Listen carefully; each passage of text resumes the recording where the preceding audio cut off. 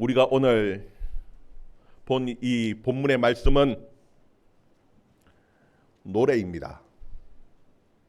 즉 다시 말하면은 이사야가 말로만 설명하는 그런 설교 형태의 예언의 말씀이 아니라 노래를 지금 부르고 있는 겁니다. 노랫말 가사에 음을 붙이고 리듬을 첨가하고 곡조를 만들어 지금 노래를 지어서 이사야는 부르고 있는 겁니다. 왜 이사야는 노래를 부를까요? 노래를 지어서 부르는 이유가 무엇일까? 여러분, 노래를 지어서 부르는 것은 그냥 한번 듣고 말려고 하는 건 아닙니다. 계속해서 반복해서 부르려는 겁니다. 그리고 이 노래를 부르는 이유는 어떤 사상이나 생각 혹은 감정을 좀 더 효과적으로 전달하기 위하여 노래를 지어서 부르는 겁니다. 오늘 이 말씀이 이스라엘 백성들에게 너무나 중요하고 중요한 메시지를 담고 있기 때문에 이 하나님의 그 감정을 그리고 하나님의 생각을 더 잘 전달하게 하기 위해서 지금 이사야는 노래를 지어서 부르고 있는 거예요. 우리는 여기에 가사만 기록되어져 있으니까 그리고 그 리듬이나 그런 것들을 그 곡조 멜로디를 우리는 알 수 없어요. 그러나 이 가사의 내용을 통해서 정말 하나님의 감정이 어떠한지, 하나님의 생각이 어떠한지 깊이 고민하고 생각할 수 있는 그런 시간이 되어줄 수 있기를 주의 이름으로 축원합니다. 오늘 이 이사야의 노래를 들어보면은요, 뭐 특별한 것 같지는 않습니다. 그 당시에 그 유다 사회 속에서 그냥 일어날 수 있는 평범한 이야기를 노래로 기록하고 있는 것 같습니다. 우리 1절 2절 말씀 같이 한번 읽어봅시다. 1절 2절 말씀 같이 읽습니다. 시작. 나는 내가 사랑하는 자를 위하여 노래하되 내가 사랑하는 자의 포도원을 노래하리라. 내가 사랑하는 자에게 포도원이 있으며 심히 기름진 사내로다. 땅을 파서 돌을 제하고 극상품 포도나무를 심었도다. 그 중에 망대를 세웠고 또 그 안에 술틀을 팠도다.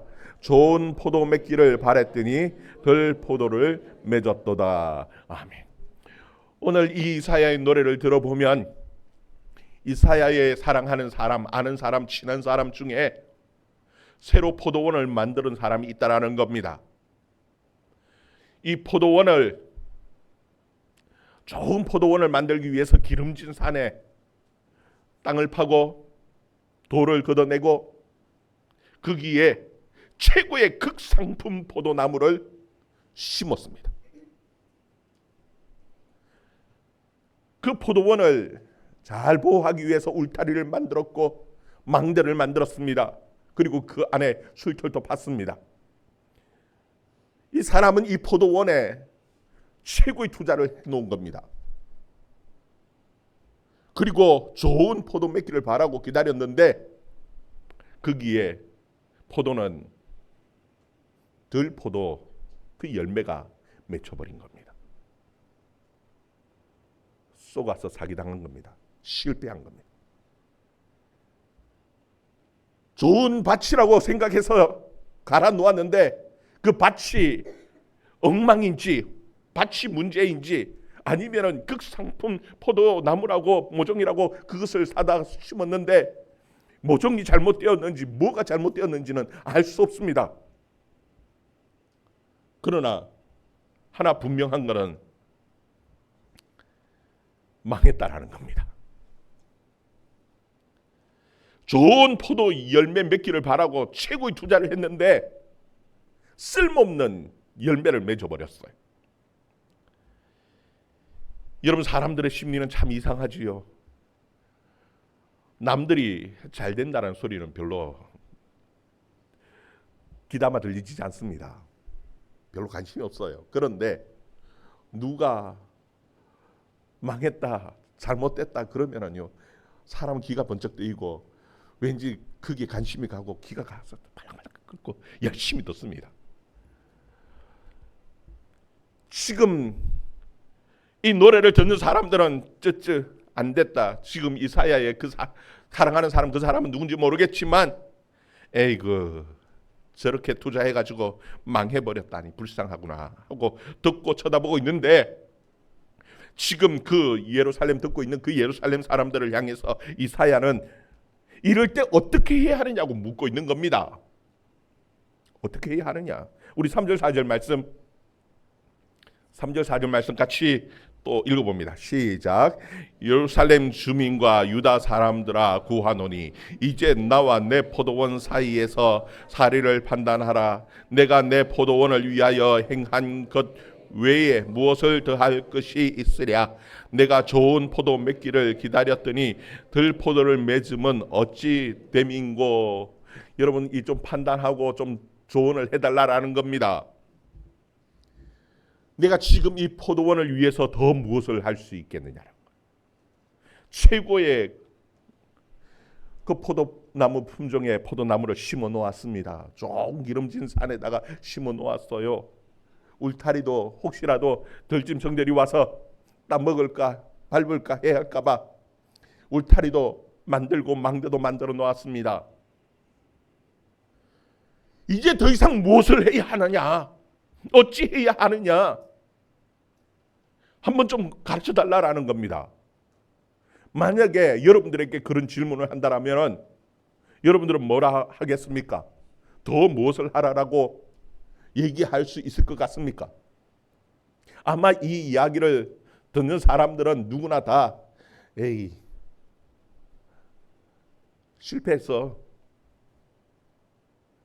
다 갈아엎고 새로 시작해야 돼. 품종이 잘못됐는지 아니면 뭐가 잘못됐는지 모르겠지만 하여튼 이 농사는 망한 거야, 버린 거야. 다시 싹 다 갈아엎고 새로 시작하는 것이 좋을 거라고 아마 다들 그렇게 조언을 하고 말할 겁니다. 여러분, 하나님도 이사야도 오늘 그에 대해서 얘기하는 거예요. 5절 6절 말씀, 5절 6절 말씀 같이 읽습니다. 시작. 이제 내가 내 포도원에 어떻게 행할지를 너에게 이르리라. 내가 그 울타리를 걷어 먹힘을 당하게 하며 그 담을 헐어 짓밟히게 할 것이요 내가 그것을 황폐하게 하리니 다시는 가지를 자릅니다. 복을 두누는 못하고 찔레와 가시가 날 것이며 내가 또 그 구름에게 명하여 그 위에 비를 내리지 못하게 하리라 하셨으니. 이제 마음의 결단을 했다라는 겁니다. 갈아엎겠다라는 겁니다. 울타리도 다 걷어버리고 이제는 가지치기도 하지 않고 그름을 짓지도 않고 그냥 내버려 두겠다라는 거예요. 그래서 그게 찔레가 나고 가시가 날 것이다. 그냥 짐승들이 와서 찌빨더라도 내가 그냥 내버려 두겠다라는 겁니다.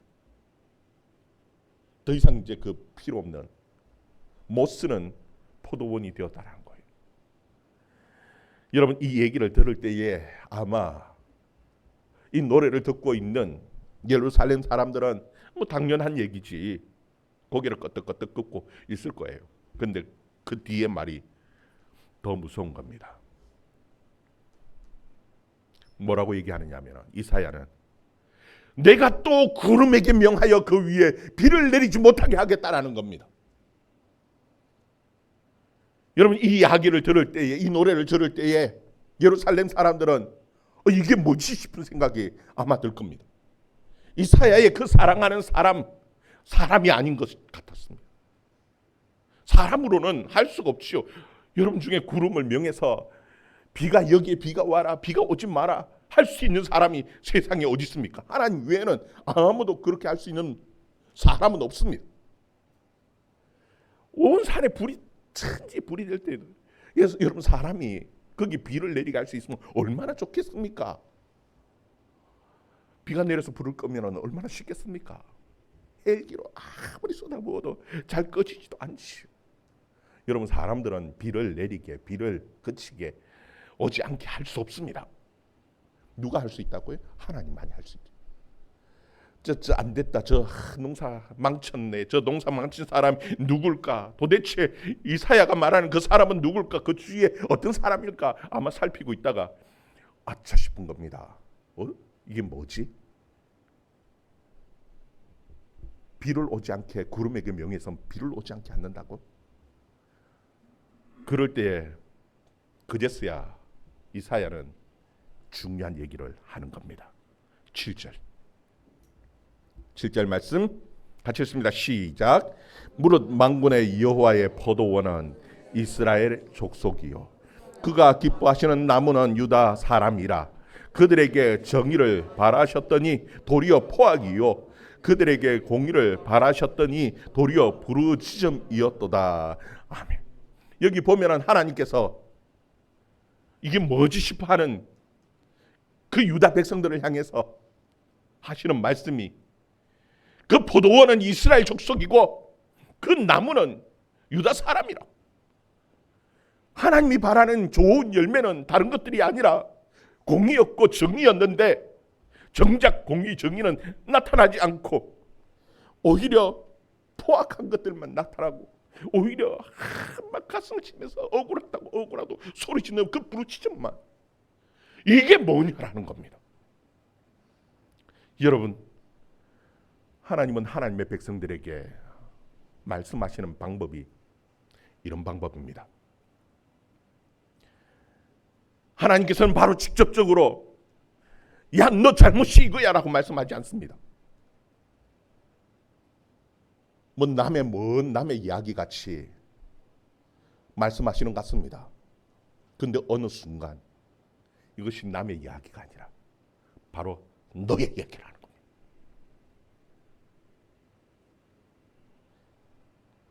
여러분, 이 유사한 말씀이 있죠.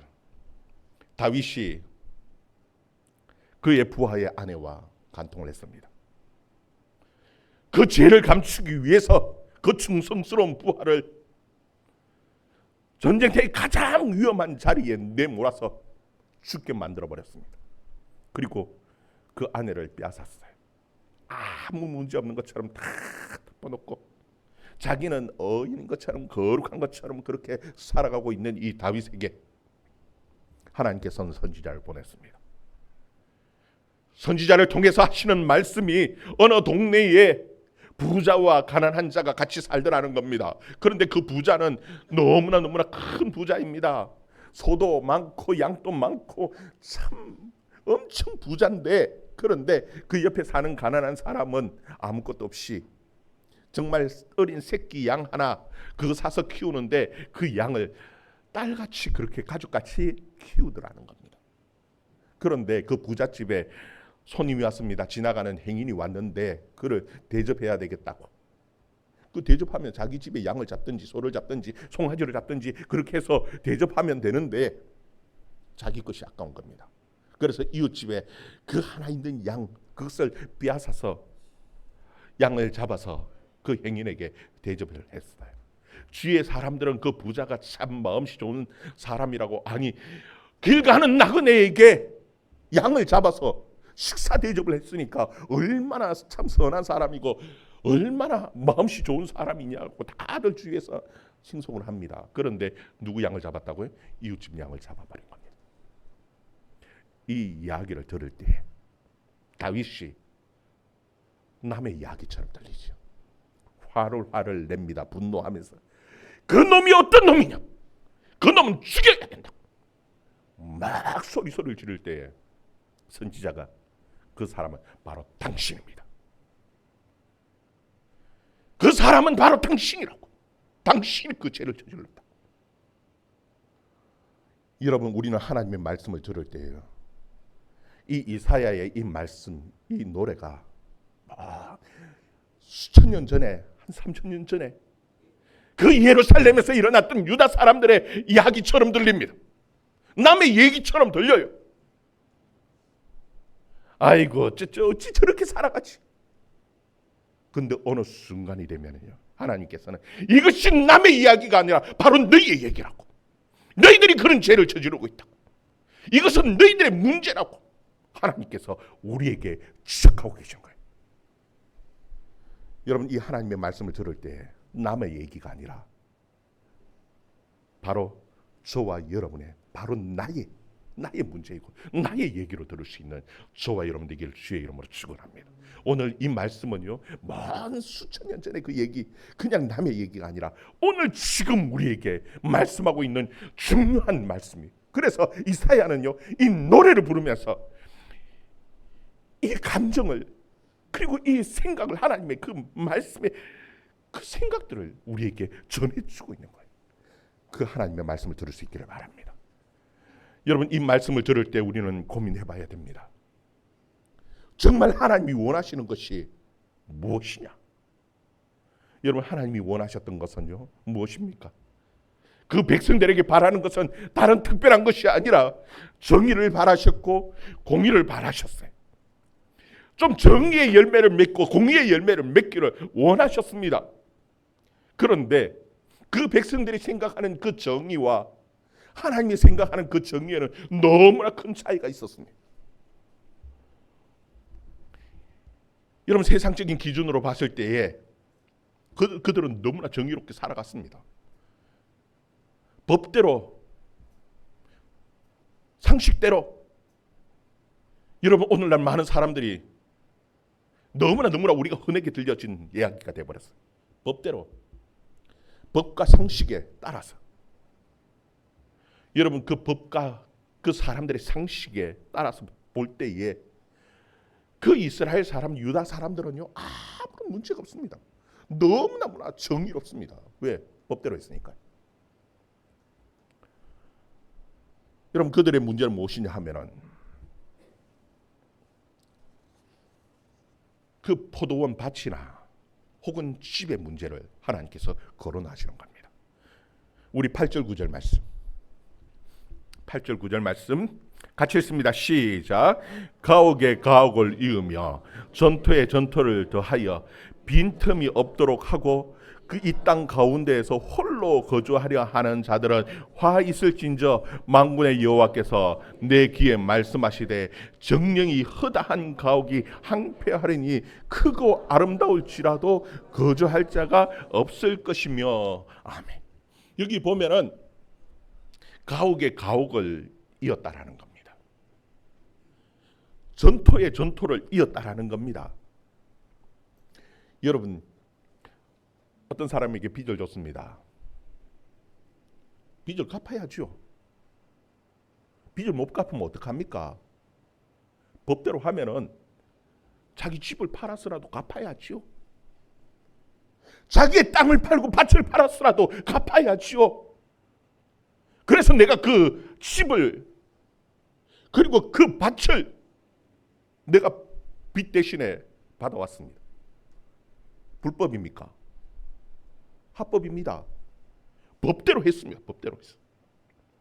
그리고 내가 집을, 이웃 집을 내가 받아와서 뺏어와서 큰 저택을 만들었습니다. 집과 집을 이었어요. 큰 저택을 새로 싹 밀고 지었어요. 잘 지어놓고 남들이 들어올까 봐 울타리까지 딱 빈틈이 없도록 울타리를 만들었습니다. 이왕 농사 짓는 거 크게 지어야지요. 부자가 되려면요 땅부터 커야 합니다. 그래서 이웃집의 밭을 그렇게 뺏어 와서 딱 크게 울타리를 만들었습니다. 빈틈이 없이 울타리를 딱 만들어 놓고 내 이 왕국을 만드는 겁니다. 내가 여기서 잘 먹고 잘 살아야지. 뭐가 문제입니까? 세상의 기준으로 봤을 때 문제될 만한 것이 아무것도 없습니다. 근데 하나님께서는 아니라는 겁니다. 하나님의 정의는 그게 아니라는 겁니다.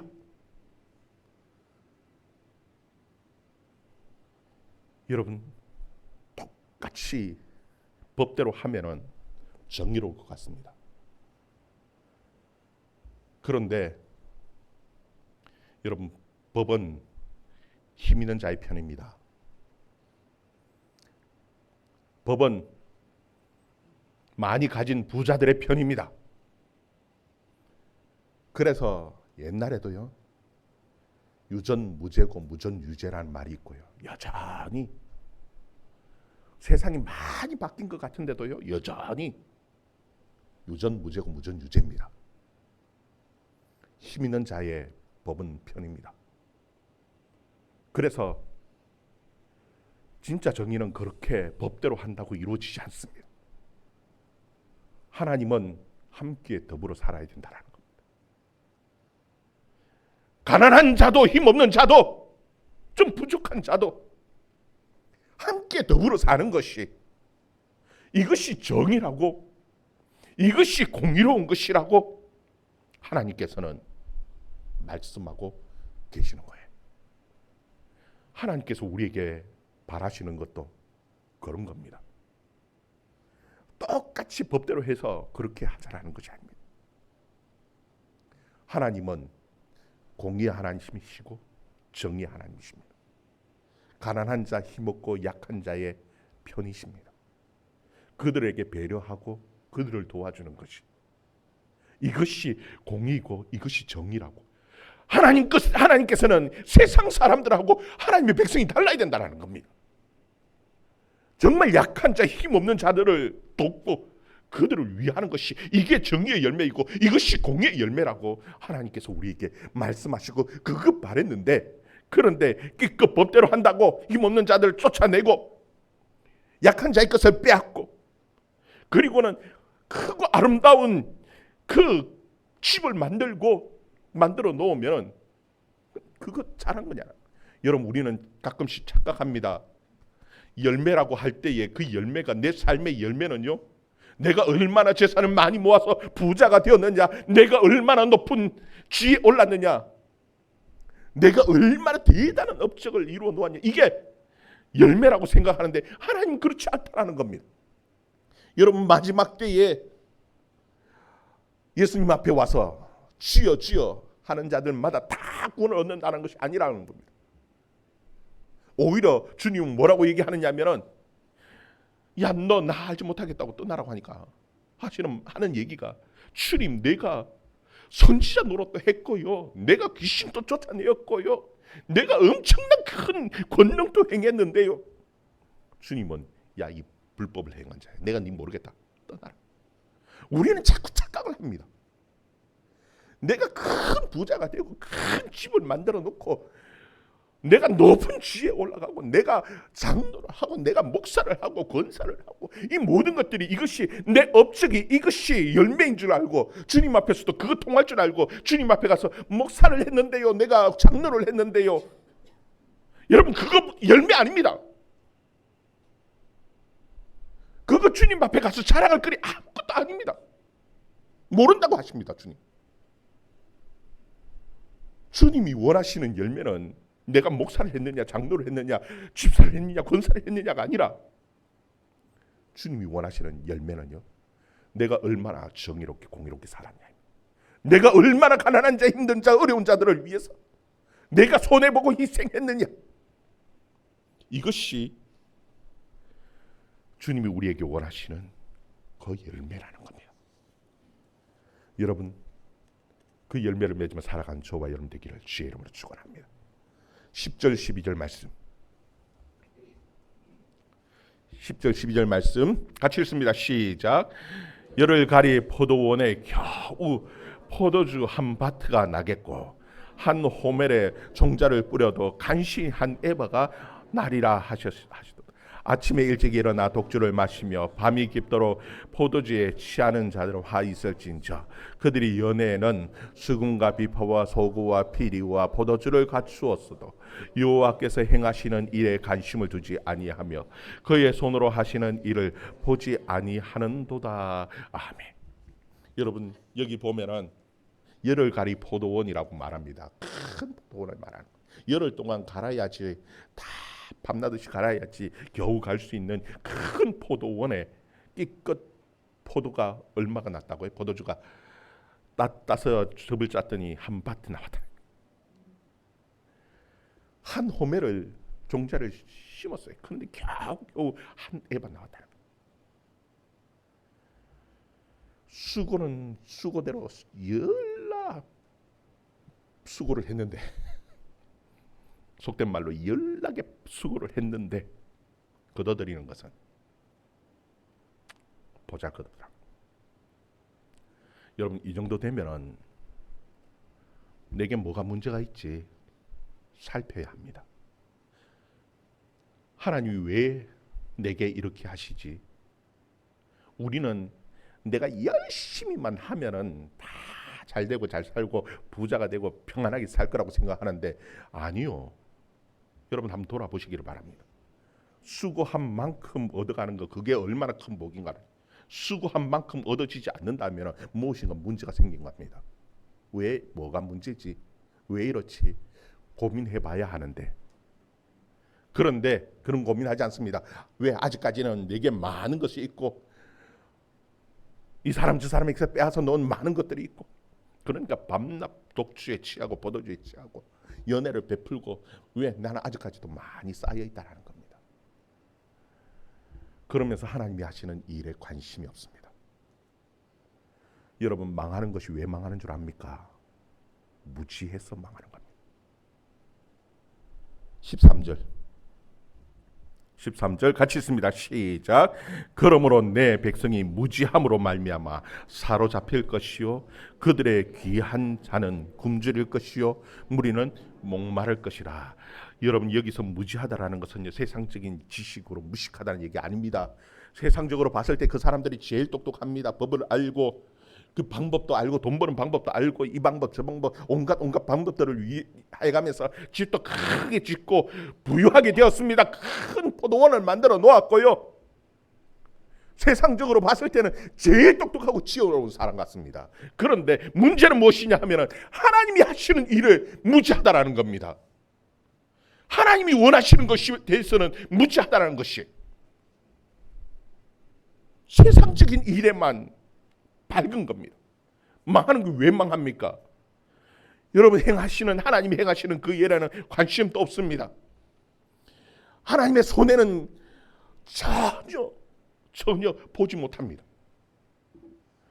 여러분 왜 하나님의 말씀은 비유로 주신 줄 압니까? 오늘 이 말씀도 일종의 비유지요.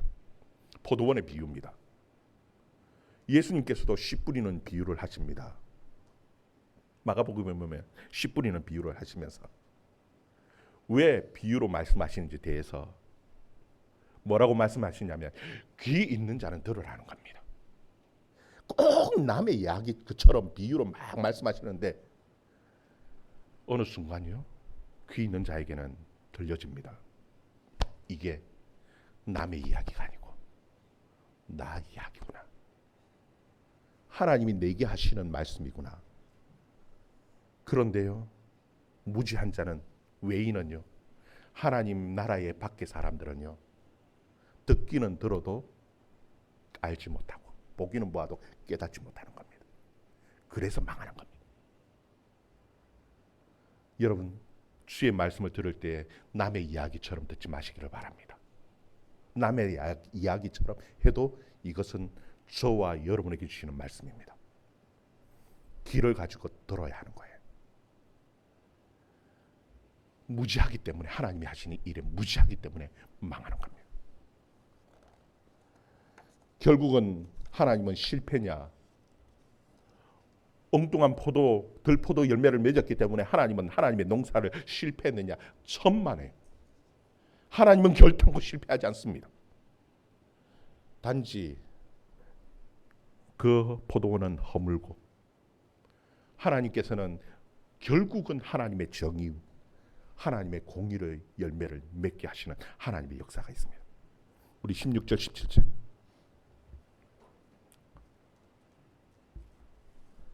16절 17절 말씀 같이 읽습니다. 시작.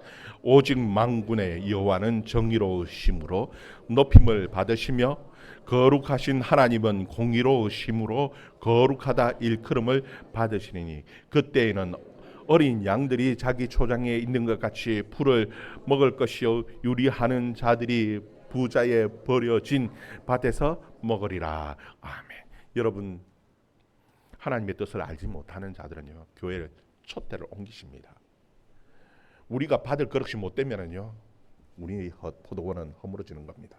우리의 교회는 아무 더 이상 하나님 앞에 가치 없어져요.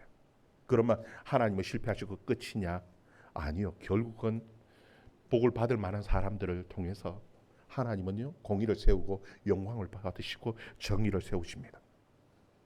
버려진 그 땅 같은 그곳에서 오히려 유리하는 자들이, 가난하고 약한 자들이 거기서 먹을 것이고요, 힘없는 어린 양들도요 자기의 초장 같은 것에서 다 먹고 하나님의 보호 아래 살아갈 겁니다. 하나님은 결국은 정의를 이루시고 공의를 이루시는 하나님. 그런데 문제는 뭐냐 하면은 주님 앞에 섰을 때에 야, 너 모르겠다. 아, 주님, 내가요 목사도 했는데요, 선지자 노릇도 했는데, 장로도 했는데요, 귀신도 쫓아냈는데, 권능도 행했는데요, 이만큼 많은 부자가 되어가 교회도 크게 지었고요, 목회도 막 남들 부러워할 만큼 했는데요, 그런데 네 모르겠다. 이 불법을 행한 자예요. 그러면은 얼마나 부끄럽습니까? 부끄러운 정도가 어떡합니까? 어떡합니까? 갈대라고는 어디 있습니까? 주님이 모르겠다고 떠나라 하는데, 갈대라고는 어딘 줄 압니까? 14절 15절 결론입니다. 14절 15절 같이 있습니다. 시작.